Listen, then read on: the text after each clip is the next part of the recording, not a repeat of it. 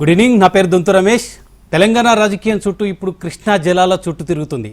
కాంగ్రెస్ ప్రభుత్వం ఏర్పడి 2 ఏళ్లైన తర్వాత కాంగ్రెస్ ప్రభుత్వం ఇచ్చిన 420 హామీలు 6 గ్యారంటీల మీద పోరాటం చేయాల్సిన విపక్షం ఇప్పుడు కృష్ణా జలాల విషయంలో ఆంధ్ర దోపిడీ చేస్తుంది, తెలంగాణ ప్రభుత్వం చూస్తూ ఊరుకుందని ఆరోపిస్తున్నారు. రేవంత్ రెడ్డి అసెంబ్లీ సాక్షిగా అన్ని అబద్ధాలు చెప్పాడని ఇటు బీఆర్ఎస్ ఆరోపిస్తుంది, అటు ఆంధ్ర ప్రభుత్వం కూడా ఆరోపిస్తుంది. ఈ విషయంలో నిజమెంత? అసలు కృష్ణా జలాలను ఎవరు దోపిడీ చేస్తున్నారు? ఇప్పటివరకు దోపిడీకి గురి కావడానికి కారణం ఎవరు? అసలు పాలమూరు రంగారెడ్డి ఎందుకు పూర్తి కావడం లేదు? ఉమ్మడి ఆంధ్రప్రదేశ్లో పాలమూరు రంగారెడ్డి పూర్తి కాలేదు. ఆ తర్వాత బీఆర్ఎస్ ప్రభుత్వ హామీలో 10 ఏళ్ళు కూడా పూర్తి కాకుండా ఆ విధంగానే అపరిష్కృతంగా పాలమూరు రంగారెడ్డి ప్రాజెక్టు ఇంకా వార్తల్లోనే ఉంది. ఇప్పుడు కృష్ణా జలాల దోపిడీ పైన తెలంగాణ సెంటిమెంట్ రేస్ చేయడానికి బీఆర్ఎస్ ఒక అస్త్రంగా ఉపయోగిస్తుంది. ఈ విషయంలో నిజాలు ఎంత? ఆ జిల్లాకు సంబంధించిన ఉమ్మడి జిల్లాకు సంబంధించిన జూపల్లి కృష్ణారావు గారు ప్రస్తుతం మంత్రిగా ఉన్నారు. ఆయన ఉమ్మడి ఆంధ్రప్రదేశ్లో మంత్రిగా పనిచేశారు. ఆ తర్వాత బీఆర్ఎస్ ప్రభుత్వంలో మంత్రిగా పనిచేశారు. ఇప్పుడు మళ్ళీ కాంగ్రెస్ ప్రభుత్వంలో కూడా మంత్రిగా పనిచేస్తున్నారు. ఆయనకు ఈ జిల్లా మీద పట్టు ఉన్నంత ఎవరికి లేకపోవచ్చు. అసలు జిల్లాల విషయంలో ఎవరు దోపిడీ చేస్తున్నారు? అసలు నిజానికి పాలమూరు రంగారెడ్డి విషయంలో రేవంత్ రెడ్డి అసెంబ్లీ సాక్షిగా చెప్పిన నిజాలు ఎంత? ఈరోజు హరీష్ రావు చేసిన ఆరోపణలో వాస్తవాలు ఎంత? వాటి గురించి మాట్లాడడానికి మనకు జూపల్లి గారు ఉన్నారు. జూపల్లి గారు, పచ్చి అబద్ధాలు చెప్పారు, నాలుక కొయ్యాలంటూ కూడా హరీష్ రావు గారు చెప్తున్నారు. అసలు నిజమెంత? అసలు పాలమూరు రంగారెడ్డి నాకు లోక జ్ఞానం తెలిసినప్పటి నుంచి కూడా పాలమూరు రంగారెడ్డి, నెట్టెంపాడు, భీమా, జూరాల ఇవన్నీ కూడా వింటున్నాం, పేపర్లలో వింటున్నాం, మీడియాలో వింటున్నాం. కానీ ఇప్పటివరకు పూర్తి కాకపోవడానికి కారణం ఎవరు? మీరు 3 ప్రభుత్వాల్లో ఉమ్మడి ఆంధ్రప్రదేశ్లో మంత్రిగా ఉన్నారు, ఆ తర్వాత బీఆర్ఎస్ ప్రభుత్వంలో మంత్రిగా ఉన్నారు, ఇప్పుడుగా మంత్రి. మీరే నైతిక బాధ్యత వహించవలసిన అవసరం ఉంది. రమేష్ గారు, అసలు ఈరోజు హరీష్ రావు ప్రజెంటేషన్ పీపీటీ ఇవ్వడం కానీ, నిన్న అసెంబ్లీలో కృష్ణా జలాలపై చర్చ రావడానికి కారణం, బేసిక్ కారణం ఏంది అంటే, గడిచిన వారం రోజుల క్రితం కేసీఆర్ గారు ఫామ్ హౌస్ నుంచి బయటకు వచ్చి కృష్ణా జలాలపైన తెలంగాణ ప్రభుత్వం, కాంగ్రెస్ ప్రభుత్వం, రేవంత్ రెడ్డి ప్రభుత్వం తెలంగాణ రాష్ట్ర రైతాంగానికి అన్యాయం చేస్తూ ఉంది, ఆంధ్రాకు దోచిపెడతా ఉందని ఒక మాట మాట్లాడాడు. రెండవ మాట ఏమన్నాడు? పాలమూరు రంగారెడ్డి ప్రాజెక్టు విషయంలో 2 సంవత్సరాలను కూడా ఏది ముందుకు వెళ్ళలేదని రెండో పాయింట్. మూడోది, పాలమూరు జిల్లా ప్రాజెక్టులన్నీ కూడా, అంటే అది కలవకుర్తి లిఫ్ట్ అయినా, నెట్టెంపాడైనా, కోయిల్సాగర్ అయినా, భీమా అయినా, ఇవన్నీ నేనే పూర్తి చేసిన అని మాట్లాడిన సందర్భంలో బయటకు వస్తున్న తోలు తీస్తా అని మాట్లాడాడు. అంటే దానికి గౌరవ ముఖ్యమంత్రి రేవంత్ రెడ్డి గారు స్పందిస్తూ దానికి ఇంకో మాట ఏమన్నాడు కేసీఆర్? 3 జిల్లాలో సభలు పెడతా అన్నాడు. దానికి ముఖ్యమంత్రిగా స్పందించి సభలు, పబ్లిక్ మీటింగ్స్ తర్వాత సంగతి, కానీ ఎప్పుడే కానీ ఏ అంశం పట్ల కానీ ఒక వాస్తవ పరిస్థితి ప్రజలు తెలియాలంటే ఇద్దరు ఎదురుగా ఉన్నట్టు వీరి వాదన వినిపించాలి, వారి వాదన వినిపించాలి. ఇద్దరిది వింటే కానీ, ఒకే సందర్భంలో ఒకే సమయం వింటే కానీ వినేవాళ్లకు, ప్రేక్షకులకు ఎవరిది నిజము ఎవరిది తెలుస్తుందని బేసిక్గా. సో దానిపైన మన రేవంత్ రెడ్డి గారు, ముఖ్యమంత్రి గారు, శాసనసభ దీనికోసం మీరు అంటున్నారు కదా, కృష్ణా జలాలపైన ఒకరోజు పూర్తి రోజు సమీక్ష పెడదాం, చర్చ పెడదాం, అట్లాగే గోదావరి జలాలపైన ఒకరోజు అసెంబ్లీలో చర్చ పెడదామని మాట్లాడడం జరిగింది. దాన్ని మీరు రండి, సభలో మాట్లాడండి, మేము తప్పులు చేస్తే ఎత్తి చూపండి, సలహాలు ఉంటే ఇవ్వండి, సూచనలు ఇవ్వండి, మేము సరి చేసుకుంటాం, మేము భేషజాలకు పోము, మీ గౌరవానికి భంగం వాటిల్లకుండా బాధ్యత నాది స్వయంగా అని చెప్పని స్పష్టంగా రేవంత్ రెడ్డి చెప్పడం జరిగింది. దానికి అనుగుణంగానే ఈ 2 రోజుల చర్చ జరిగింది, దానికోసమే చర్చ పెట్టడం జరిగింది. అసలు ఎవరు అబద్ధాలు చెప్తున్నారు? కాంగ్రెస్ పార్టీ చెప్తుంది కల్వకుర్తి, నెట్టెంపాడు, భీమా ఇవి ప్రాజెక్టులన్నీ కూడా మేము 90% పూర్తి చేసాం, కేవలం 10% పనులు పూర్తి చేయడానికి బీఆర్ఎస్ పార్టీకి 10 ఏళ్ళు పట్టిందని చెప్తున్నారు. మీరు ఇంకా 10% పూర్తి చేస్తే మేమే పాలమూరు రంగారెడ్డి నుంచి నీళ్ళు ఇవ్వమని బీఆర్ఎస్ చెప్తుంది. అసలు ఎవరిని నమ్మాలి? ప్రజలు ఎవరిని విశ్వసించాలి? ఎందుకు ఇంత గందరగోళమైన పరిస్థితులు ఉన్నాయి? ఎవరిని నమ్మాలని ఇష్యూ వచ్చినప్పుడు నేను అదే చెప్పబోతా ఉన్నా. ఇప్పుడు అన్నం ఉడికిందా లేదా చూడాలంటే ఒక మెతుకు పట్టుకొని చూస్తే చాలు. అసలు ఇంత చెప్పిన తర్వాత సభకు రాకపోవడానికి కారణం ఏందని ఒక పాయింట్ ఇక్కడ. ఎందుకు జరిగింది చర్చ పెట్టినాం. జరిగినప్పుడు ఈ సందర్భంలో శాసనసభలో మొన్న హరీష్ రావు మాట్లాడిన సందర్భంలో స్పీకర్ గారు మైక్ ఇవ్వలేదని చెప్పి 3 రోజులు అంటే ఈ మొత్తం సెషన్ మొత్తాన్ని మేము బాయ్కాట్ చేస్తున్నాం అన్నాడు. అంటే ఎందుకు బాయ్కాట్ చేస్తున్నాడు శాసన అంటే స్పీకర్ మైక్ ఇవ్వలేదని. గతంలో 100 ఉదంతాలు ఉన్నాయి. బీఆర్ఎస్ ప్రభుత్వ హయామైనా అంతకుముందు కాంగ్రెస్ ప్రభుత్వమైనా స్పీకరు మైకులు సందర్భాన్ని బట్టి ఇవ్వడం ఇవ్వకపోవడం అనేది చాలా సందర్భాలు ఉన్నాయి. మరి అటువంటి విషయంలో కేవలం స్పీకరు మైక్ ఇవ్వలేదనే ఉదయంతో మొత్తం సెషనే బాయ్కాట్ చేస్తానే ఇష్యూ అయితే వచ్చిందో అంటే అక్కడనే ఎవరు మోసం చేసిన దానికి అదే ఒక అర్థం. ఎందుకంటే వాళ్ళు చర్చకు వస్తే అసెంబ్లీలో ఇవన్నీ కూడా వాస్తవాలన్నీ కూడా బట్టబయలవుతాయి. అంటే ఖర్చు కావచ్చు, నీటి అలొకేషన్ కావచ్చు, అవినీతి కావచ్చు, మొత్తం బయటపడితేనే దాన్ని తప్పించుకోవడం కోసమే అంటే ప్లాన్ ప్రకారం ఉద్దేశపూర్వకంగా సెషన్ మొత్తాన్ని బాయ్కాట్ చేస్తూ వెళ్ళిపోయారు. అంటే బాయ్కాట్ చేయడానికి ఒక రీజన్ ఉండాలా. అరే గతంలో మైక్ ఇష్యూ వచ్చినప్పుడు ఒకసారి కోమటిరెడ్డి వెంకటరెడ్డిని సంపత్ను టోటల్గా సభ్యత్వాన్ని రద్దు చేసారు. అయినా కూడా కాంగ్రెస్ ప్రభుత్వం బాయ్కాట్ చేయలే. రెండవ అంశం, ఇదే కేసీఆర్ ముఖ్యమంత్రి ఉన్నప్పుడు నేను కూడా ఆనాడు ఆ ప్రభుత్వంలో మంత్రిగా ఉన్నా. ఈ యొక్క ప్రజెంటేషన్ అసెంబ్లీలో పీపీటీ ప్రజెంటేషన్ ఇచ్చినప్పుడు కాంగ్రెస్ పార్టీ బయటకు పోలే, ఉన్నది అసెంబ్లీలోనే. మరి మీరు కూడా మొత్తం వాస్తవాలు మొత్తం చర్చకు సిద్ధపడి ప్రభుత్వం ముందుకు వచ్చి మీరు రాండి అని చెప్పిన స్వాగతం పలికి మొదటి రోజు కేసీఆర్ శాసనసభకు వచ్చిన రోజున రేవంత్ రెడ్డి గారిని సీటుకెళ్ళి లేచిపోయి గౌరవప్రదంగా మనకు ఇచ్చిండు. ఆయన అంటే దీన్ని అవాయిడ్ ఇది పోనీయండి, డ్రామా లాగా చిత్రీకరించారు, కావాలని ఇదంతా చేశారు. బయట మాత్రం రమ్మంటున్నారు, లోపల మర్యాద చూపిస్తున్నారు, ఇష్టం వచ్చినట్టు తిడుతున్నారు అనేది బీఆర్ఎస్ వాదన. అసలు పాలమూరు రంగారెడ్డికి సంబంధించిన 90 టీఎంసీల నీళ్లు వాడుకునే బదులు 45 టీఎంసీలకు ఎందుకు కుదించారు? ఇది తెలంగాణకు ద్రోహం చేసినట్టు కదా, దక్షిణ తెలంగాణ నిండా ముంచినట్టు కదా, దక్షిణ తెలంగాణ బీడు బారిపోవడానికి కారణం కాంగ్రెస్ ప్రభుత్వం కాదా? లోపాయికారు ఒప్పందం బనకచెర్ల సంబంధించిన వ్యవహారంలో ఆంధ్రాతో అంటకాగారు, ఆంధ్రాకు అమ్ముడుపోయారనే ఆరోపణకు మీరు ఏం చెప్తారు? ఈరోజు హరీష్ రావు పెట్టినటువంటి అయితే పీపీటీ ప్రజెంటేషన్ ఉందో మాట్లాడిన దానిపైన అసలు బేసిక్ రీజన్ ఏంది? తెలంగాణ రాష్ట్రానికి సమైక్య రాష్ట్రం వల్ల అన్యాయం జరుగుతుందనే తెలంగాణ ఉద్యమం, నీళ్లు నిధుల నియామకులకు ఉద్యమం రావడం జరిగింది. తెలంగాణ వచ్చింది. తెలంగాణ వచ్చిన తర్వాత మొదటి ముఖ్యమంత్రి అయింది కేసీఆరే కదా. కేసీఆర్ 10 సంవత్సరాల అధికారులు ఉన్నాడు. కేసీఆర్ 10 సంవత్సరాలు అధికారుల సందర్భంలో ఉన్నప్పుడు మరి కృష్ణా జలాలకు సంబంధించి ఒకటే ఒక అంశం, కృష్ణా జలాలకు సంబంధించి 10 సంవత్సరాలు ఉండేవి. రాష్ట్ర విభజన చట్టంలో స్పష్టంగా ఎన్ బ్లాక్ అలాట్మెంటు 811 టీఎంసీలు ఎన్ బ్లాక్ అలాట్మెంట్ చేసిండ్రు. అంటే 2 రాష్ట్రాలకు కలిపి 811 టీఎంసీలు రాష్ట్ర విభజన చట్టంలో చేయడం జరిగింది. అంటే చట్టం లేటెస్ట్గా వచ్చింది కాబట్టి ఆ చట్టం ప్రకారం మనం ముందుకు పోవాలన్నప్పుడు మరి కేసీఆర్ ఏ ఉద్దేశంతో 10 సంవత్సరాల పాటు 299 టీఎంసీలు తెలంగాణకు, 512 టీఎంసీలు ఆంధ్ర కానీ 10 సంవత్సరాల సంతకాలు పెట్టిన సాక్ష్యాలతో సహా ముఖ్యమంత్రి రేవంత్ రెడ్డి గారు సభలో ముందుంచడం జరిగింది.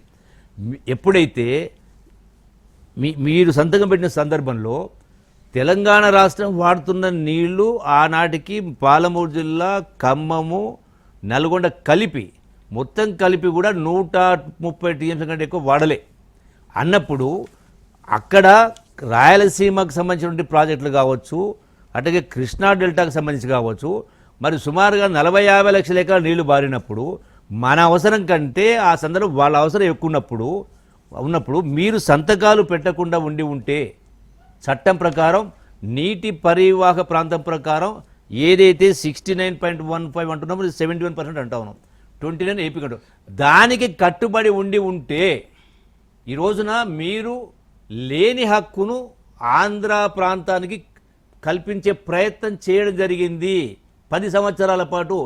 ఎందుకు అనేది ప్రశ్న సమాధానం చెప్పాలి. మీరు ముందు 45 టీఎంసీలకు ఎందుకు ఎందుకు ఒప్పుకున్నారనేది ప్రధానమైన ఆరోపణ.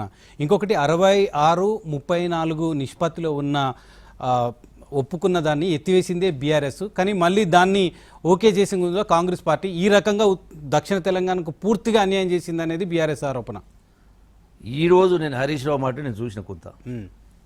ఒకవైపునేమో మేము కృష్ణా జలాలలో ట్రిబ్యునల్ దగ్గర సిడబ్ల్యూసీకి 50-50 ప్రకారం అడిగిన ఒక మాట అన్నాడు. 66-34 లేదు 50-50 అని ఒక మాట అన్నాడు.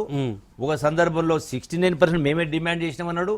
ఇంకో వైపునేమో 299 సంతకాలు చేసిండ్రు. అంటే ఆయన వాదించిన దానిలో మూడు వాదాలు ఉన్నాయి. ఒక దిక్కు 299 సంతకం పెట్టిండ్రు, ఒక వైపున 50-50 అడిగినామంటాడు, ఇంకో వైపున 69 మొత్తం మేమే అడిగినాడు. మరి నువ్వు 69 అడిగినప్పుడు మరి మళ్ళీ 50-50 ఎందుకన్నావు నువ్వే, మళ్ళీ 299 ఎందుకు సంతకం చేసినావు అంటే దానిలోనే వాళ్ళ యొక్క ఎంత గొప్ప తెలివి ప్రదర్శించారో. నీళ్లు నిధులు నియామకాల కోసమే తెలంగాణ రాష్ట్ర ఉద్యమం. మరి కేసీఆర్ మేధావి, భారతదేశానికి ఆదర్శంగా నేను పరిపాలన చేసిన అన్నోడు, ఇన్ని పుస్తకాలు చదివినటువంటి కల్వకుంట్ల చంద్రశేఖరరావు గారు మరి ఎందుకు దీనికి ప్రశ్న సమాధానం చెప్పాలా? 290 అంటే ఏం అవసరం వచ్చింది, మీకు తొందర ఎందుకు వచ్చింది, వాళ్ళకి లేనిది. మనం 130 టీమ్స్ వాడుతూ ఉన్నాం. మొత్తం పాలమూరు జిల్లా కలిపితే 2,50,000 3,00,000 ఎకరాలు, నల్గొండ ఖమ్మం 3 లక్షల ఎకరాలు, నల్గొండ 3-4 లక్షలు, మొత్తం కలిపితే 14-10 లక్షలు కూడా లేదు. అంటే 130 టీఎంసీ. ఆనాటికి కృష్ణా డెల్టా ప్లస్ రాయలసీమ ఎత్తిపోత పథకాలు రిజర్వాయర్స్ మొత్తం కలిపి ఆ రాష్ట్ర ప్రభుత్వము సుమారుగా 500 టీఎంల పైన వాడుతూ ఉంది.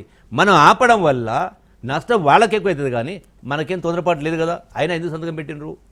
దీనికోసం నేను ఎవరి ప్రయోజనాల కోసం ఆ రోజు బీఆర్ఎస్ పార్టీ వ్యవహరించిందని చెప్తున్నారు.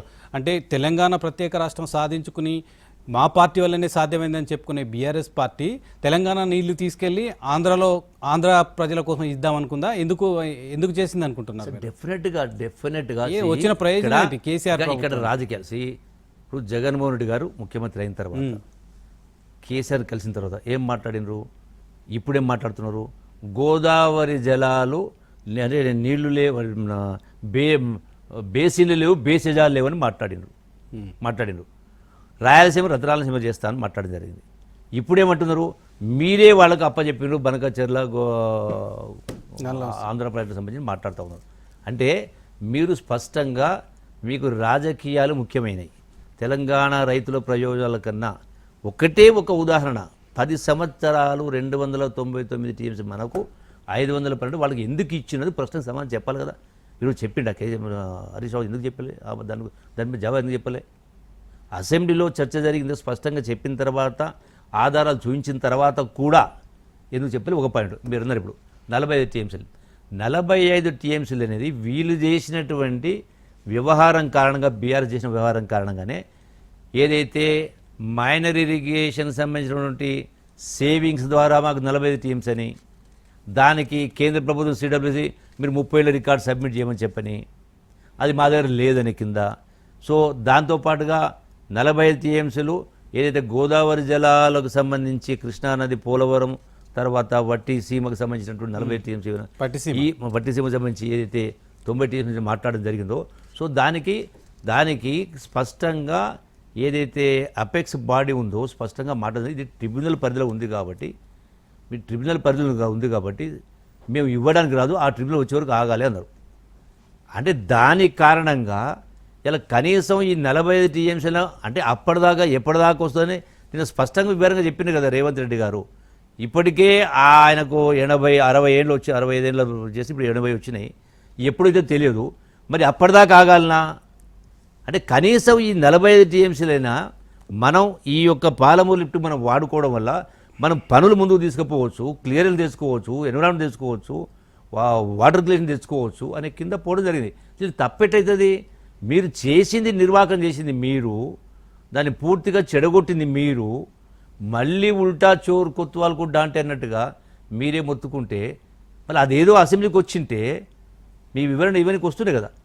అంటే అందుకనే బండారం బయటపడుతుంది కాబట్టే తెలిసే దీనిపైన ముందుకెళ్ళే కార్యం చేయడం జరిగింది. కృష్ణా నది జలాల నిర్వహణ బోర్డుకు సంబంధించి, కేఆర్ఎంబీకి సంబంధించి కృష్ణా ప్రాజెక్టులు అన్నీ కూడా వాళ్ళకు అప్పచెప్పడం కాంగ్రెస్ చారిత్రాత్మక తప్పిదం కాదా? గతంలో స్వతంత్రంగా ఉన్న కృష్ణా ప్రాజెక్టులు అన్నీ కూడా కేఆర్ఎంబీకి అప్పచెప్పారు. కేఆర్ఎంబీ నిర్వహణలోకి తీసుకెళ్లి కాంగ్రెస్ పార్టీ పెద్ద చారిత్రాత్మక తప్పిదం చేసింది కదా. ఇప్పుడు బీఆర్ఎస్ పార్టీ అధికారంలో ఉన్నప్పుడే కదా, ఎప్పుడైతే శ్రీశైలం డ్యామ్ పైన ఇష్యూ జరిగిందో, గొడవలు జరిగినాయో ఆ సందర్భంలో బీఆర్ఎస్ పార్టీ కదా ప్రధానంగా ఆ సందర్భంలోనే కదా తీసుకున్నది అది.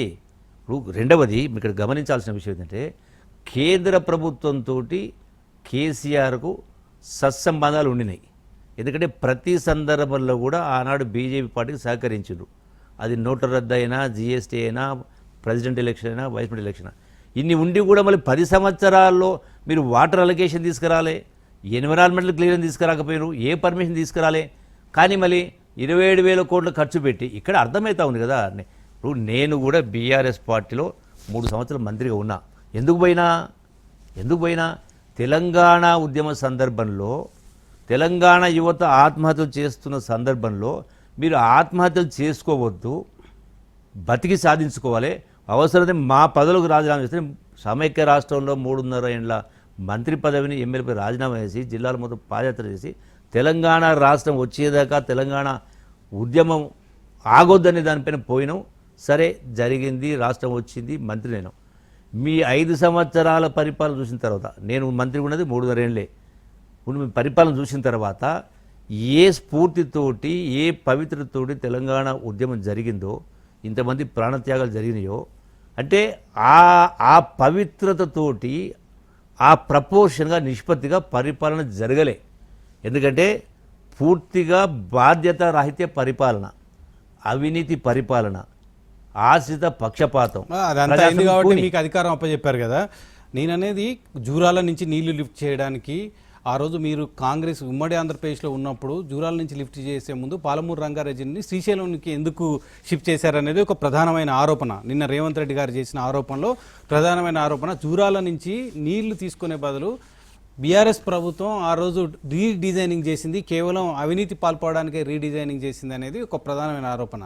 అది మీరు చెప్పాలి. ఎందుకంటే ఉమ్మడి ఆంధ్రప్రదేశ్లో మీరు ఉన్నప్పుడు ఎందుకు జరిగింది, జూరాల నుంచి ఎందుకు నీళ్లు తీసుకురాలేకపోయారు, ఆ తర్వాత బీఆర్ఎస్ ప్రభుత్వంలో మీరు మంత్రిగా ఉన్నప్పుడే మళ్ళీ రీడిజైన్ పేరుతో శ్రీశైలం నుంచి లిఫ్ట్ చేయడానికి పాలమూరు రంగారెడ్డిని రూపకల్పన చేశారు. ఎందుకు ఇది జరిగింది? ఇది కేవలం అవినీతి కోణం నుంచే చూడాలా, లేదా సాంకేతిక పరమైన అంశాలను చూడాలా? మనం 100% అవినీతి కోణమే. అంటే ఎందుకంటే బీఆర్ఎస్ చేసినా కాంగ్రెస్ చేసినా అవినీతి నీకు చెప్తాను. ఎందుకంటే కారణం ఏంటంటే, మీరు మంత్రిగా ఉన్నారని కేసీఆర్ నైజం. నేను కేసీఆర్ ముఖ్యమంత్రి అయిన తర్వాత నేను మంత్రిగా ఉన్న సందర్భంలో మొదటి కలెక్టర్ కాన్ఫరెన్స్లో ఒక అంశం దాన్ని బట్టి మీకు అర్థమైతే, ఒక అంశం పట్ల కలెక్టర్ కాన్ఫరెన్స్ నేను స్పష్టంగా ఒక అంశం, నేను అప్పుడు ఇండస్ట్రీ మినిస్టర్ ఉన్న, పరిశ్రమల మంత్రిగా ఉన్నా. అప్పుడు నేను ఏం చెప్పినా, గ్రామీణ ప్రాంతాల్లో పేద ప్రజలు, పేద విద్యార్థులు ఇంటి దగ్గర చదివే వాతావరణం ఉండదు, వాళ్లకు అప్పుల బాధలు కావచ్చు, ఇతర సమస్యలు కావచ్చు, టీవీలు కావచ్చు, రకరకాల కారణాల వల్ల, పేదరికం వల్ల వాళ్లకు డబ్బులు పెట్టి బయటికి పంపించే పరిస్థితి ఉండదు, కార్పొరేట్ చదువు చదివించే పరిస్థితి ఉండదు. కాబట్టి పిల్లల్ని పొద్దున్నే 7 గంటలకు స్కూల్కు రప్పించి ఏర్పాటు చేసి సాయంకాలం 7 దాకా రిటైన్ చేయగలిగితే, ఈ పిల్లలు టీచర్స్ లేని ఉదయం 3 గంటలు, సాయంకాలం 3 గంటల పాటు వాళ్లను ఈ ఇండస్ట్రీకి సంబంధించిన CSR funds, corporate social funds ఉంటాయి.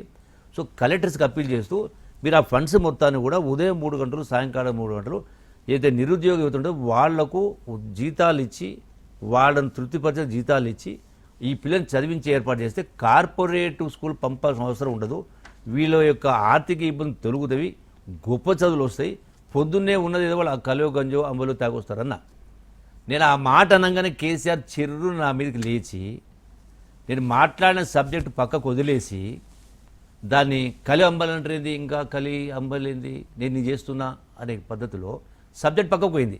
మీరు కేజీ టు పీజీ అంటున్నారు కదా, దానికంటే ఇది బెటర్ అవుతుంది, తక్కువ ఖర్చుతోటి లక్షలాది మందికి బెనిఫిట్ అవుతుందని చెప్పానంటే నా మాట పట్టించుకోలే. ప్రతి సందర్భంలో ఆయన మాట్లాడింది మనం వినాలి తప్ప ఇంకొకరిని మాట్లాడనిచ్చేటువంటి పరిస్థితి కానీ అవకాశం లేదు. మీకు సాధ్యం కాలేదు డెఫినెట్గా. బయటికి ఎందుకు బీఆర్ఎస్ పోయినావు, ఎందుకు బయటకు వచ్చినావు? ఇదంతా కూడా ఈ డిక్టేటోరియల్ అటిట్యూడ్, ఈ యొక్క అప్రజాస్వామిక పద్ధతి, ఇవన్నీ చూసిన తర్వాతనే పొరపాటు జరిగింది. ఎందుకంటే అంత త్యాగాలతో తెలంగాణ వస్తే మీ పరిపాలన దానికి భిన్నంగా ఉందని మళ్ళీ బయటకు వచ్చిన అదే డిక్టేటర్షిప్ తో కృష్ణానది జలాల్లో తెలంగాణకు రావాల్సిన వాటా 500 టీఎంసీల వాటా విషయంలో పోరాడంలో జగన్మోహన్ రెడ్డితో క్విడ్ ప్రోకో జరిగిందా, బీఆర్ఎస్ ఆ ప్రయత్నం చేసిందా అని ఒక నిమిషం ఒక ఐటమ్ స్కిప్ అవుతా ఉన్నాం. Yes. మీరు ఇప్పుడే అన్నారు జూరాల Yes, గురించి. yes. జూరాల గురించి మాట్లాడారు. జూరాల ఇష్యూకి వచ్చినప్పుడు కేసీఆర్ ఏమన్నాడు, జూరాలలో నీళ్లు అది 10 టీఎంసీ 9 టీఎంసీ రిజర్వాయరే, ఇక్కడ పాలమూరు రంగారెడ్డి ప్రాజెక్టుకు సుమారుగా మరి 12 లక్షల ఎకరాల నీళ్లు ఇవ్వాలంటే 90 టీఎంసీలు కావాలని, నీళ్ళు సరిపోని షిఫ్ట్ చేస్తున్నాడు. అదే ఏదైతే గోదావరి నీటికి సంబంధించి మేడిగడ్డ తుమ్మిడిహట్టు నుంచి మేడిగడ్డ షిఫ్ట్ చేసినప్పుడు మేడిగడ్డ నుంచి సుందిల్ల నుంచి నెక్స్ట్ వరకు మనం పంపి చేస్తాం. దాని హైట్ కూడా అక్కడ 9 టీఎంసీ. మరి 9 టీఎంసీ రిజర్వాయర్ నుంచి మేము 30-40 లక్షల ఎకరాలకు ఇచ్చిన కాలేజ్ ద్వారా అంటూ ఉన్నారు.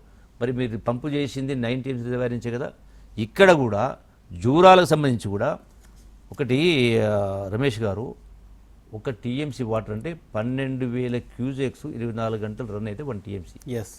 జూరాల రిజర్వాయర్లో వరద సందర్భంలో ప్రతి వర్షాకాలంలో జూరాలలో మీకు లెక్కలు చూపిస్తా, ప్రతి సంవత్సరం 55 టీఎంసీ, ఒక సంవత్సరం 55 పర్యాయాలు, అంటే 1,00,000 క్యూసెక్ల కంటే ఎక్కువ వరద వచ్చింది. 1,00,000 క్యూసెక్ల కంటే ఈ లెక్కలన్నీ ఉత్తమ్ కుమార్ రెడ్డి గారు చెప్పారు, రేవంత్ రెడ్డి గారు చెప్పారు. చెప్పాలి, ఈ లెక్కలు చెప్పాలా? Yes. ఈ లెక్కలు చెప్పాలి. 55 రోజులు, ఒక సంవత్సరం 55 రోజులు, ఒక సంవత్సరం 53 రోజులు, ఒక సంవత్సరం 56 రోజులు, ఒక సంవత్సరం 25 రోజులు, ఒక సంవత్సరం 30 రోజులు, ఒక సంవత్సరం 25 రోజులు, ఇట్లా వరుసగా 40, ఒక సంవత్సరం 45, ఒక సంవత్సరం 49, 55, అంటే ఎక్సెప్ట్ రెండు సందర్భాలు మాత్రమే 1,00,000 క్యూసెక్స్ రాలే. 1,00,000 క్యూసెక్లు అంటే 12,000 క్యూసెక్లు ఒక టీఎంసీ అయినప్పుడు 1,00,000 క్యూసెక్లు అంటే 8 టీఎంసీ. 8 టీఎంసీ రోజుకు. మరి 8 టీఎంసీ మనం పంపింగ్ చేయగలిగితే ఎన్ని రోజులు? 20 రోజులు చేస్తేనే 160 టీఎంసీ అవుతుంది. 20 రోజులే. మీకు ఎక్కడ చూసినా కూడా 20 కంటే ఎక్కువనే ఉంది. 1-2 సందర్భాల్లో 16, 20 తప్ప. అన్నప్పుడు మీకు నీళ్లు లేవనే సమస్య ఎక్కడ వస్తుంది? ఎట్లా టెక్నికల్గా తప్పు అవుతుంది? మీకు నీరు అందుబాటులో ఉంది. రెండవది, ఈ రోజున హరీష్ మాట్లాడుతూ నేను విన్నది, హరీష్ మాట్లాడుతూ జూరాల ప్రాజెక్టు కింద జూరాల ప్రాజెక్టు ఉన్నదే 9 టీఎంసీ అవైలబుల్ ఉంది. జూరాల కింద జూరాల 1,00,000 ఎకరాలు, నెట్టెంపాడు 2 లక్షల ఎకరాలు, అట్లాగే భీమా 2 లక్షలు, కోయిల్సార్ 50,000 ఎకరాలు, 5 లక్షల ఎకరాలు ఉన్నటువంటి జూరాల కింద 10 టీఎంసీ దానికే సరిపోతలేదు.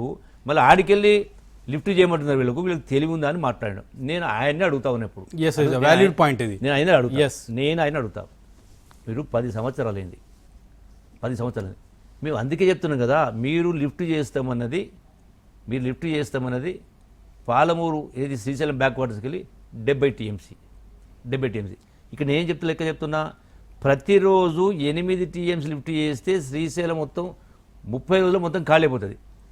మీరు చెప్తున్న 90 టీఎంసీ అంటే రోజు అక్కడ అందుబాటులో మీకు పోనీ 6 టీఎంసీ లిఫ్ట్ చేసిన, 8 నీళ్లు ఉన్న 6 టీఎంసీ చేసినా కూడా 15 రోజులకి 90 టీఎంసీ, 20 రోజులు చేస్తే 120 టీఎంసీ.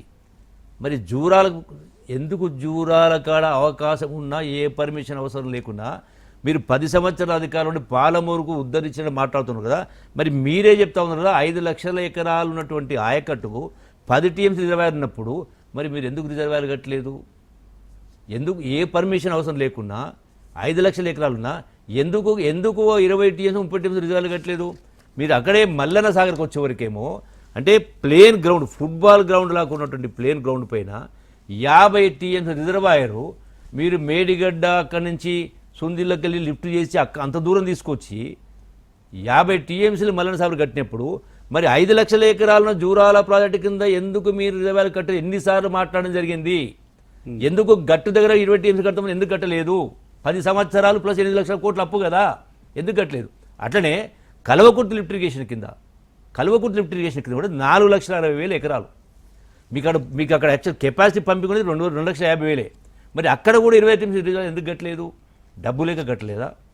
మరి ఇదే కాళేశ్వరం 90,000 కోట్లు ఖర్చు పెట్టింది కదా, ఇక్కడ ఎందుకు కట్టలేదు? మరి అంటే మీ లెక్కలోనే, మీ మాటలోనే నీళ్లు లేవని మీరే చెప్తున్నారు. నీళ్లు ఉన్నా పంపింగ్ చేసి రిజర్వాయర్ ఎందుకు కట్టలేదు? అది నెట్టెంపాడైనా భీమా అయినా కోల్సార్ ఇవన్నీ కూడా పాలమూరు పాలమూరు జిల్లా నేను ఉద్ధరించిన ఇప్పుడు ఆయన చెప్పిన లెక్కల్లో నేను నీళ్లు ఇచ్చిన అన్నాడు. యాక్చువల్గా వైఎస్ రాజశేఖర రెడ్డి గారు కాంగ్రెస్ పార్టీలో ముఖ్యమంత్రి ఉన్నప్పుడే అప్పుడు నేను కూడా ఉన్నప్పుడే ఈ అన్ని ప్రాజెక్టులు కేఎల్ఐ, కల్వకుర్తి, భీమా, నెట్టెంపాడు, కోయిల్సార్ ప్రాజెక్టుకు 8,000 కోట్ల రూపాయలు ఖర్చు పెట్టినరు. కేసీఆర్ వచ్చినాక బీఆర్ ప్రభుత్వంలో కేవలం 6,000 కోట్ల రూపాయలు మాత్రమే ఖర్చు పెట్టినరు. నేను మొత్తం పూర్తి చేసిన అంటున్నాడు. ఎట్లా కరెక్ట్ అవుతుంది? 90% మీరే పూర్తి చేశారని గతంలో చెప్పుకున్న సందర్భాలు ఉన్నాయి. 10% పూర్తి చేయాల్సింది 10 ఏళ్లలో పూర్తి చేయలేదనేది ఆరోపణ, కాంగ్రెస్ ఆరోపణ కాదు, మరి వాస్తవం 10%కి ఎన్ని వేల కోట్లు ఖర్చు అవుతుంది ఆరోపణ కాదు, వాస్తవం కదా. అది కళ్ళెదురు కనపడతా ఉంది కదా, సజీవ సాక్ష్యం కదా. రైతాంగం ఇబ్బంది పడతా ఉన్నారు కదా. ఎక్కడో ఎందుకు ఇప్పుడు వనపడతాయని అన్ని టైలెంట్ ప్రాంతాలు ఉన్నాయి, నీళ్ళే వస్తలేవు. నేను మళ్ళీ అడుగుతున్నా, కృష్ణానది జలాల విషయంలో ఒకప్పుడు బీఆర్ఎస్ ప్రభుత్వం జగన్మోహన్ రెడ్డితో, అప్పుడు ఆంధ్రప్రదేశ్ ముఖ్యమంత్రి ఉన్న జగన్మోహన్ రెడ్డితో క్విడ్ ప్రోకో, ఆయనకున్న సన్నిహిత సంబంధాలతోటి కృష్ణా జలాల దోపిడీకి బార్లా తలుపులు తెచ్చారనేది మీ ఆరోపణ. ఇప్పుడు రేవంత్ రెడ్డి గారికి ఇప్పుడున్న ముఖ్యమంత్రి చంద్రబాబు నాయుడుతో ఉన్న సన్నిహిత సంబంధాలతోటి కృష్ణా జలాలు దోపిడీ చేస్తున్నా పట్టించుకోవడం లేదని ఇప్పుడు బీఆర్ఎస్ ఆరోపణ. ఈ రెండు ఆరోపణలలో మొత్తం మీద నష్టపోయేది తెలంగాణ ప్రజానీకం, ప్రధానంగా మీకు సంబంధించి దక్షిణ తెలంగాణ ప్రజానీకం. దీనికి ఏం చెప్తారు? ఇక్కడ దక్షిణ తెలంగాణ, ఉత్తర తెలంగాణ క్వశ్చన్ కాదు. తెలంగాణ రాష్ట్రం సమైక్య రాష్ట్రం నుంచి ఆంధ్రప్రదేశ్ ఏర్పడ్డది, తెలంగాణ రాష్ట్రం వచ్చింది. తెలంగాణ రాష్ట్రం వచ్చినాక మళ్ళీ దక్షిణ ధ్రువ, ఉత్తర ధ్రువ మాట్లాడుతుంది. ఇప్పుడు లేదు. ఒకటి ఇక్కడ ఇంకొక పాయింట్ ఏంటంటే, కేవలం 200 కోట్లు ఖర్చు పెడితే కాళేశ్వరం ప్రాజెక్టు 5 లక్షల ఎకరాలకు నీళ్ళు ఇచ్చే బదులు దాన్ని మాత్రం పట్టించుకోకుండా, మరమ్మతులు చేయకుండా కాళేశ్వరం ప్రాజెక్టుని పెండింగ్లో పెట్టి కేవలం దక్షిణ తెలంగాణ ప్రాజెక్టుల విషయంలో రేవంత్ రెడ్డి మాట్లాడుతున్నారు. ఆయన ప్రాంతానికి తప్ప ఉత్తర తెలంగాణకు ప్రయోజనం చేకూరే విధంగా మాట్లాడడం లేదని ఇది ఇప్పుడు ఈ రెండు ప్రాంతాల మధ్య చిచ్చు పెట్టే ప్రయత్నం కూడా జరుగుతుంది. అది మూర్ఖత్వం. దక్షిణ ఉత్తర అని మాట్లాడే మూర్ఖత్వం. ఎవరు మాట్లాడే మూర్ఖత్వం. అది రియాలిటీ ఫ్యాక్ట్. రియాలిటీ అట్లంటే నేను చెప్తున్నాను కదా, పాలమూరు ప్రాజెక్టు మనం పాలమూరు అయినాక అటు పోదాం, కాళేశ్వరం పోదాం. పాలమూరుకు సంబంధించి మీరు నీటి కేటాయింపులు తీసుకురాలే, ఎన్విరాన్మెంటల్ క్లియరెన్స్ తీసుకురాలే. రెండవది మీరు ఇంకో మాట మాట్లాడాడు మళ్ళీ పాలమూరు ప్రాజెక్టు గురించి. పాలమూరు ప్రాజెక్టు గురించి కేసీఆర్ ఏమన్నాడు? జాతికి అంకితం చేస్తుందని ఒక పంపు ఆన్ చేసిండు. అది నార్లా ప్రజలు పోసి మొదటి లిఫ్ట్ నుంచి 2వ లిఫ్ట్ వరకు అసలు కెనాలే పూర్తి కావాలి. తర్వాత ఎకరానికి నీళ్ళు ఇవ్వాలంటే కాలువలు ఉండాలి కదా. అసలు ఏ కాలువలు శాంక్షన్ ఈనాటికి కూడా అడ్మినిస్ట్రేటివ్ శాంక్షన్ లేదు. మెయిన్ కాలువస్ లేవు, అటు డిస్ట్రిబ్యూటర్స్ లేవు, మైనర్స్ లేవు, సబ్ మైనర్స్ లేవు, ఫీల్డ్ ఛాన్స్ లేవు. ఇప్పుడు శాంక్షన్ కూడా ఇవ్వలే. శాంక్షన్ ఇచ్చి ఈ మొత్తం ప్రాజెక్టు పూర్తి చేయాలంటే 80,000 కోట్లు అవుతుందో, అది పూర్తి వరకు 1,00,000 కోట్లు అవుతుందో. 27,000 కోట్లు ఖర్చు పెట్టి నేను పాలమూరు ప్రాజెక్టు పూర్తి చేసినా, 90% పూర్తి చేసినా, జాతికి అంకితం చేస్తున్నాను మాట్లాడితే, అంటే నేను పాయింట్ ఇక్కడ గమనించాల్సింది ఏంటంటే రమేష్ గారు, మనిషి మాటల్లో ఎంత నిజాయితీ ఉందనేది మనకు అర్థమవుతా ఉంది. ఎందుకు ఇవి జరుగుతూ ఉన్నాయి మరి? ఇవన్నీ లేకుండా రెండవది అసలు నీళ్ళు ఇచ్చే పరిస్థితి రాలే. మీరు పంపులకు అడ్వాన్స్ పేమెంట్ చేసిండ్రు మొత్తం పంపులకు. రెండవది పాలమూరు ప్రాజెక్టు పైన ప్రేమ ఉన్నట్టుగా వలుకబోసినట్టుగా కేసీఆర్ మాట్లాడిన దానికి ఎందుకు 2 టీఎంసీని 1 టీఎంసీ చేసిండు? పాలమూరు ప్రాజెక్టును కాళేశ్వరాన్ని 2 తీసుకొని 3 ఎందుకు చేసిండు? కనపడతా ఉంది కదా, అబద్ధం కాదు కదా. మీరు మరి ఇన్ని అక్కడనేమో రిజర్వాయర్ల విషయానికి వస్తే అది మల్లన్న సాగరు, రంగనాయక సాగర్ రకరకాలు కట్టినారు. ఇక్కడనేమో గట్టుకైనా, జూరాలకైనా, భీమాకైనా రిజర్వాయర్ కట్టలే. అంటే స్పష్టంగా మీరు పంపుల పేరు మీద ఇంకొక పాయింట్ ఇక్కడ ఉంది, మీరు చెప్పాలా? మీరు అనే పాయింట్ అంటే మీరు ఇంతకుముందే ఉత్తర తెలంగాణ, దక్షిణ తెలంగాణ ఆ ప్రాంతాల విభేదాలు వద్దని చెప్తున్నారు. ఒకవేళ కేసీఆర్ మల్లన్న సాగర్ కట్టినా, రంగనాయ సాగర్ కట్టినా, కొండపోచమ్మ కట్టినా, ఇంకొక రిజర్వాయర్ కట్టినా అది తెలంగాణ ప్రాంత ప్రయోజనాల కోసం ఉద్దేశించిందే తప్ప ఆ ప్రాజెక్టులతోటి కేసీఆర్ కొరిగేది ఏం లేదు, ఇక్కడ కట్టకపోతే కేసీఆర్ కొరిగేది ఏం లేదు. ఎందుకు కట్టలేదంటారు? అంటే ఉత్తర తెలంగాణలో రిజర్వాయర్లు నిర్మించి ఇక్కడ రిజర్వాయర్లు నిర్మించకపోవడం పట్ల నీటి లభ్యత లేకపోవడమా, సాంకేతిక కారణాలా, లేదా ఆ ప్రాంతం పైన నిర్లక్ష్యమా, ఆ ప్రాజెక్టులు పూర్తి చేయొద్దనే తలంపుతో కేసీఆర్ ఈ ప్రయత్నాలు చేసిన అనుకోవచ్చు? ఇక్కడ పాలమూరు ప్రాజెక్టుకు సంబంధించి వాటర్ అలొకేషన్ లేదు, ఎన్విరాన్మెంట్ క్లియరెన్స్ లేదు. తర్వాత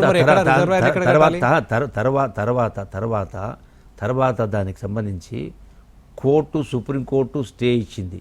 తర్వాత ఏంటంటే మీరు తాగునీటి కోసమని ఇచ్చిండు.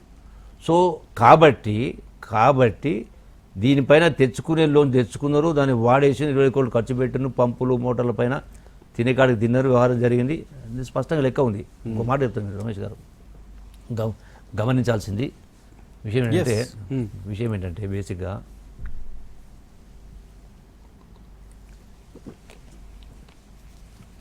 నేను గత శాసనసభ ఇప్పటికి కూడా ఒకసారి పల్లె చెప్పిన,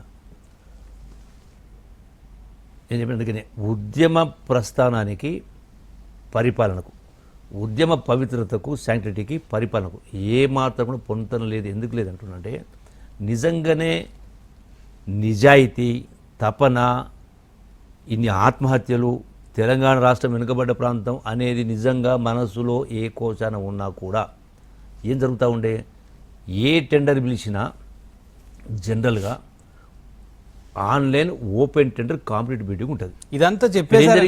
కేసీఆర్ ప్రభుత్వం అవినీతి పాల్పడది, కేసీఆర్ ప్రభుత్వం టెండర్లతో అవినీతి పాల్పడది, ప్రాజెక్టుల పేరు ఇదంతా అయిపోయింది. అది అయిపోయింది, ఈ ప్రభుత్వం వచ్చింది. ఇప్పుడు ఇష్యూ వల్ల ఇక్కడ ఒక నిమిషం మీరు వినాలి. ఎందుకంటే 300 టెండర్ పిలిస్తే 1,80,000 టెండర్ పిలిస్తే అన్నీ కూడా ఆన్లైన్ టెండర్ అంటూ 0.1 లెస్, 0.5 లెస్, 0.01 లెస్ వీళ్ళందరూ కలబడ్డాయా అంటే వీళ్ళు ఇది నీకు ఇది నీకు ఇది నీకు అని చెప్పని వీళ్ళని 50% అయ్యే పనిని 150% అంటే ఈ యొక్క even open bidding, competitive bidding అంటే సుమారుగా 40-50 వేల కోట్ల రూపాయలు తెలంగాణ ధనం మిగిలేది. స్పష్టంగా సాక్ష్యాలు ఉన్నాయి, కనపడతా ఉంది. అంటే అందుకే నిజాయితీ లేదు, మాట్లాడే మాటకు చేసిన దానికి పొంతన లేదు. ఓకే, ఇది ప్రధాన కారణం. కృష్ణా జిల్లాల విషయంలో, కృష్ణా జిల్లాల దోపిడీ విషయంలో అనేక రాజకీయ రచ్చ కొనసాగుతుంది ఇటు బీఆర్ఎస్ మధ్య. అసలు బ్రిజేష్ కుమార్ ట్రిబ్యునల్ ముందు ఎందుకు ఆ రోజు బీఆర్ఎస్ ప్రభుత్వం ఎందుకు వాదన సక్రమంగా వినిపించలేకపోయింది? ఇప్పుడు కాంగ్రెస్ ప్రభుత్వం ముందున్న కార్యాచరణ ఏమిటి? బ్రిజేష్ కుమార్ ట్రిబ్యునల్ ముందు ఎలాంటి వాదనలు వినిపించబోతుంది? 45 టీఎంసీలకు ఎందుకు అంగీకరించింది? మిగతా 45 టీఎంసీలు తీసుకురావడానికి ఎటువంటి రాయలసీమ ఎత్తిపోతల పథకం తమ అభ్యర్థన మేరకు, తమ డిమాండ్ మేరకు ఆగిపోయిందని రేవంత్ రెడ్డి గారు అసెంబ్లీ సాక్షిగా చెప్పారు. రాయలసీమ ఎత్తిపోతల పథకం బీఆర్ఎస్ ప్రభుత్వంలో ఉన్నప్పుడు నిర్విరామంగా పనులు జరిగాయి.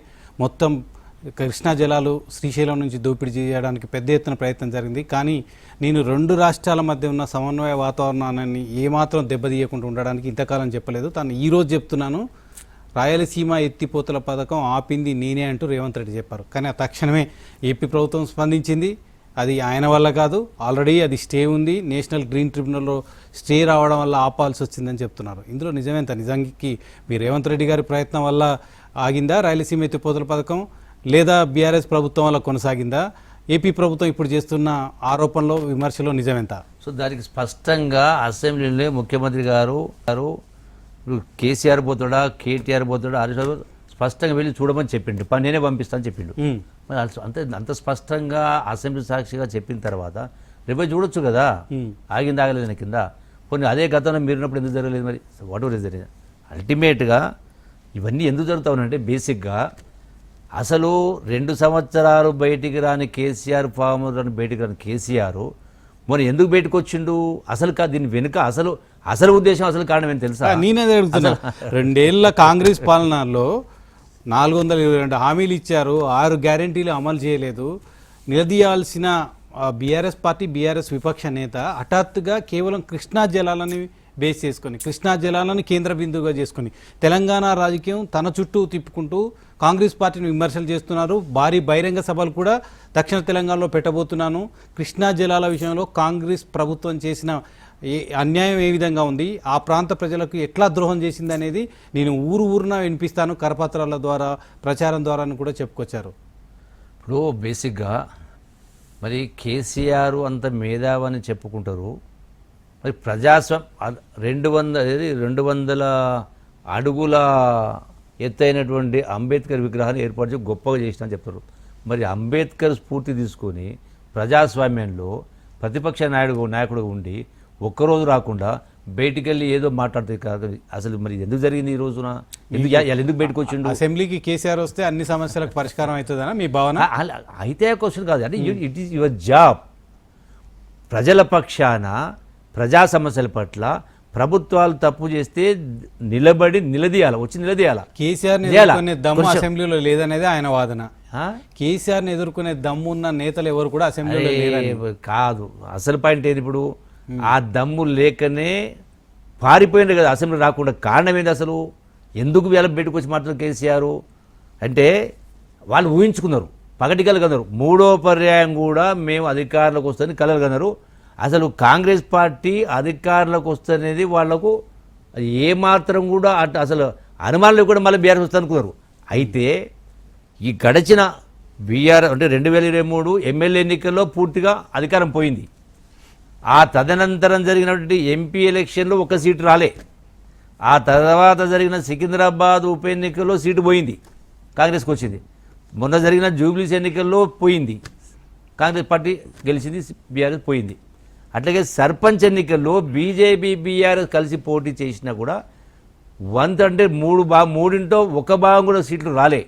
ఇవన్నీ గమనించిన కేసీఆర్ ఇదేదో ముంచుకొచ్చింది, మొత్తం పార్టీ కుప్పగూలుతున్నట్టుంది, మళ్ళా తెలంగాణ సెంటిమెంటును రంగరించాలి, రాజీ చేసి మళ్ళీ ఏదో దాన్ని పొగబెట్టే కార్యక్రమం చేయాలని ఆలోచనతోటి తెలంగాణకి రేవంత్ రెడ్డి సర్కారు చంద్రబాబుకున్న సాన్నిధ్యంతోటి మొత్తం నీళ్లు 40 టీఎంసీకి ఇచ్చిన కింద, అంటే మళ్ళీ తెలంగాణ సెంటిమెంటును రాజేయడం కోసం ఈ మాటలు మాట్లాడి శాసనసభలో రేవంత్ రెడ్డి సమాధానం ఇచ్చిన తర్వాత మళ్ళీ బొక్కబోర్లో పడ్డారు. ఏం చెప్పాలి అర్థం కాక. అంటే శాసనసభకు వస్తే బండారం బయటపడుతుంది, ఈ అవినీతి భాగవతం నీళ్లు కేటాయింపు మొత్తం బయటపడుతుందని చెప్పనే దాన్ని దృష్టిలో పెట్టుకొని వ్యూహాత్మకంగా స్పీకర్ మైక్ ఇవ్వలేదని మొత్తం సెషనే బాయ్కాట్ చేస్తానని చెప్పని కింద తప్పించుకునే ప్రయత్నం చేసి ఇలా మళ్ళీ పోయి వాళ్ళ బీఆర్ఎస్ పార్టీ ఆఫీసులో ఇలా పవర్ పాయింట్ ప్రజెంటేషన్ ఇచ్చుకుంటే ఏమైనా లెక్క కుదురుతుందా? అది ప్రజాస్వామ్యం, ఎవరైనా చేసుకోవచ్చు. బట్ మీరు మళ్ళీ ఉల్టా ఎందుకు మాట్లాడుతూ ఉన్నారు? చేసింది మీకు 10 సంవత్సరాలు అవకాశం వచ్చింది. పోనీ మీ పరిపాలన చక్కగా ఉంటే ధనిక రాష్ట్రం మీకు అప్పచెప్తే ఇలా 8 లక్షల కోట్లు మీరేమంటున్నారు మళ్ళీ ఎందుకు చేయడం కింద? యాక్చువల్గా ఏంది, ఈ రోజున సంవత్సరానికి 75,000 కోట్ల రూపాయల వడ్డీ కేసీఆర్ చేసిన అప్పుకు ఈ 2 సంవత్సరాలు సుమారుగా 150,000 కోట్ల ఈఎంఐస్ ఇంట్రెస్ట్ ఇన్స్టాల్మెంట్ కట్టడం జరిగింది. 150,000 కోట్లు. గొప్ప పరిపాలన చేస్తే జూపల్లి కృష్ణారావు గారు అప్పులు ఇంకా ఎన్ని సంవత్సరాలు చెప్తారు? 2 ఏళ్ళు పూర్తయింది, ఇంకొక 2 ఏళ్లలో మీరు అనుకున్న హామీలు నెరవేర్చాలి, 6 గ్యారెంటీలు అమలు చేయాలి. అవన్నీ కూడా చేసి పారిపోవడానికి ఊరికే అప్పులను విషయాన్ని తీసుకొచ్చి 6 గ్యారెంటీలో ఇప్పటికే మెజారిటీ అమలు చేయడం జరిగింది, చాలా ఉన్నాయి. రెండవది ప్రభుత్వం అధికారులకు వచ్చి కేవలం 2 సంవత్సరాలు అయింది. ఆ లెక్కను చూస్తే 5 సంవత్సరాలు మీకు ప్రజలు ఇచ్చిన, 2 ఏళ్ళు పూర్తి అయిపోయింది ఆల్రెడీ. వినండి ఇంకా 3 సంవత్సరాల టైం ఉంది. ఇది ఒకటే కాదు, 3 సంవత్సరాలు కాదు. మరి ఆ లెక్క ప్రకారం మాట్లాడితే మరి కేసీఆర్ 10 సంవత్సరాల అధికారులు ఉండి ధనిక రాష్ట్రాన్ని అప్పచెప్తే 8 లక్షల కోట్లు అప్పు చేసి 10 సంవత్సరాల కింద చెప్పినట్టు హామీలు కూడా నిలబెట్టిండా? దళితులకు 3 ఎకరాల భూమి ఇస్తా అని చెప్పని ఆస్తులు సృష్టిస్తే ఒక లెక్క. మరి 2023 ఆగస్టు నెలలో అనుకుంటారు, సబ్జెక్టు కరెక్షన్, రైతులకు రైతు భరోసా ఇవ్వడం కోసం, రైతు బంధు ఇవ్వడం కోసం, ఆనాటి రైతు బంధు ఇవ్వడం కోసం రింగు రోడ్డును 7,000 కోట్లకు అమ్మి 5,900 కోట్ల రూపాయలు రైతు బంధు ఖాతాలు జమ చేసింది కదా. అంటే ఒక్క ఇన్స్టాల్మెంటు రైతు బంధు ఇవ్వడం కోసం అక్షయ పాత్ర లాంటి రింగు రోడ్డును 30 సంవత్సరాలకు అమ్మినవంటే ఎంత గొప్పగా పరిపాలన ఉంది. మీ పార్టీ ఎంత గొప్ప పరిపాలన ఉంది. నేతలు ఔటర్ రింగ్ రోడ్ ని ఆయన సొంత ప్రయోజనాల కోసం అమ్ముకున్నారని చెప్తున్నారు, మీరు రైతు భరోసాకి ఇవ్వడానికి అమ్ముకున్నారని చెప్తున్నారు. రైతు భరోసా కోసం అంటే రైతులకే ఇచ్చారు, క్వశ్చన్ అందులో అవినీతి లేదు. అరే క్వశ్చన్ డెఫినెట్గా అవినీతి ఉంటుంది, దానిలో కూడా అవినీతి ఉంటుంది, ఎందుకు డెఫినెట్గా ఉంటుంది. క్వశ్చన్ ఏంటంటే నేను భారతదేశానికే ఆదర్శంగా పరిపాలన చేసినని చెప్పుకున్న వ్యక్తి ఒకవైపున ధనిక రాష్ట్రం, దాని 8 లక్షల కోట్ల అప్పు, మళ్ళీ దీన్ని అమ్మేటువంటి కార్యక్రమం చేస్తే అవినీతి కార్యక్రమం చేస్తూ నువ్వు గొప్పగా భారతదేశానికి పరిపాలన ఎట్టున్నట్లు లెక్క. డెఫినెట్గా ఎవరు ఒప్పుకున్నా ఒప్పుకోకపోయినా కేసీఆర్ మనసాకి తెలుసు, తెలంగాణ ఉద్యమ ప్రస్థానానికి, తెలంగాణ ఉద్యమ పవిత్రతకు, తెలంగాణ అమరవీరుల ఆకాంక్షలకు భిన్నంగా ఉల్టా పరిపాలన జరిగి అవినీతి, అప్రజాస్వామికంగా, బంధుప్రీతి ఇవన్నీ కూడా జరిపి రాష్ట్రాన్ని అప్పులు కుప్ప చేసి చిప్ప చేతికిచ్చి ఇలా మళ్ళీ గొప్పగా మాట్లాడుతూ ఉంటే అది అన్ని విషయాలు, నీటి విషయమైనా ఏ విషయమైనా. కానీ ఇప్పుడు కేసీఆర్ చేసిన ఆరోపణలు, రేవంత్ రెడ్డి ఇచ్చిన సమాధానాలు, హరీష్ రావు విమర్శలు, కృష్ణా జలాల విషయంలో బ్రిజేష్ కుమార్ ట్రిబ్యునల్ కావచ్చు, 45 టీఎంసీలకు మీరు తగ్గిన వ్యవహారం కావచ్చు, జూరాల నుంచి నీళ్లు లిఫ్ట్ చేయకుండా శ్రీశైలం నుంచి లిఫ్ట్ చేసుకురావడం, ఇదంతా తేలాలంటే ఏం జరగాలి? విచారణ జరగాల? అది ఎలాంటి విచారణ జరగాలి? కేవలం ప్రజాక్షేత్రంలో జరగాల, అసెంబ్లీలో జరగాల, న్యాయ విచారణ జరగాల? ఇందులో దోషులను ఎవరు తెలుస్తారు? తెలంగాణ ప్రజలను ఎవరిని నిలబెడతారు? సో డెఫినెట్గా తెలంగాణ రాష్ట్రానికి, తెలంగాణ ప్రజలకు అన్యాయం జరిగినటువంటి దానికి ప్రధానంగా ముమ్మాటికి దోషి బీఆర్ఎస్ పార్టీ కేసీఆరే. 10 సంవత్సరాల పరిపాలన తర్వాత స్పష్టంగా తేటతెల్లమైంది. దీనిలో అనుమానాలకు అవకాశమే లేదు, స్పష్టంగా కనపడతా ఉంది. కానీ మీరు ప్రజల్లో విశ్వాసం కలిగించాలంటే 45 టీఎంసీలు ఇచ్చే 90 టీఎంసీల నీరు తెచ్చుకోవాలి. అక్కడ రాయలసీమ ఎత్తిపోతల పథకాన్ని ఆపేయాలి పూర్తిగా. ఇప్పుడు పట్టిసీమ నుంచి నీళ్లు లిఫ్ట్ చేశారు, ఆ 45 టీఎంసీల వాటర్ తీసుకొచ్చే బాధ్యత కూడా మీ మీద ఉంది. నల్లమల్ల సాగర్కి సంబంధించిన ప్రాజెక్టు నిలువరించాలి. ఇవన్నీ మీరు నిలువరించగలిగినప్పుడు మాత్రమే మీ మీద విశ్వాసం ఉంటుంది, లేదా టీఆర్ఎస్ చేసిన ఆరోపణలకు నిజం చేకూరుతుంది. ఇవన్నీ ఎట్లా పరిష్కరించాలి? డెఫినెట్గా 90 టీఎంస్ కాదు, మొత్తం 15-20 లక్షల ఎకరాలకు మేము సాధించుకుంటాం, ప్రాజెక్టులు పూర్తి చేస్తాం. దాంతోపాటుగా పాలమూరు జిల్లాకు సంబంధించిన వాటి కూడా ఏవైతే ఏలకైతే నీటి కొరత ఉందో, ఈ యొక్క కలవకుర్తి కావచ్చు, భీమా కావచ్చు, వాటి కూడా రిజర్వాయర్ నిర్మాణం చేస్తాం, పాలమూరు ప్రాజెక్టు కూడా కంప్లీట్ చేస్తాం. ఈ ప్రభుత్వ హయాంలో మీరు పాలమూరు రంగారెడ్డి ప్రాజెక్టులను పూర్తి చేయగలుగుతారా? మీరు మీ ఆ సొంత జిల్లాకు సంబంధించిన మంత్రిగా, మీరు మహబూబ్నగర్ జిల్లాలో 3 ప్రభుత్వాల్లో పనిచేసిన మంత్రిగా ఇప్పుడు కాంగ్రెస్ ప్రభుత్వంలో పనిచేస్తున్నారు. మహబూబ్నగర్ జిల్లా ప్రజలకు హామీ ఇవ్వగలుగుతారా ఈ ప్రభుత్వం పాలమూరు ప్రాజెక్టులు పూర్తి చేస్తుంది? 100% ప్రాజెక్టులు పూర్తి చేయగలుగుతాము, చేస్తాం కూడా. ఎందుకంటే 2 సంవత్సరాల పరిపాలన చూస్తూ ఉన్నాం, ఎన్నో కార్యక్రమాలు. అంటే ఆర్థిక పరిస్థితి ఆ స్థాయిలో ఉన్నా కూడా మేము 6 గ్యారెంటీలు అమలు చేస్తున్నాం, ఇతరత్ర కూడా ముందుకు చేసి తీసుకెళ్లి కార్యక్రమం చేస్తున్నాం. ఇలా సపోజ్ ఈ రోడ్లకు సంబంధించి ఎగ్జాంపుల్ చెప్తున్నాను, మరి 12,000 కోట్ల రూపాయలు ఇలా రోడ్లు నిర్మాణం మొదలుపెట్టే కార్యక్రమం చేస్తాం. చివరిగా న్యాయ విచారణకు వెళ్తారా? కృష్ణా జిల్లాల విషయంలో ఎవరు దోపిడీ చేశారు, అది డెఫినెట్గా ముఖ్యమంత్రి గారిని శాసనసభలో చెప్పడం జరిగింది, మాట్లాడడం జరిగింది. 100% ప్రజల 100% నా అభిప్రాయం చెప్తా ఉన్నా. 100% ఎవరు అవినీతి చేసినా వాటిని కక్కించే కార్యక్రమం చేయాలి.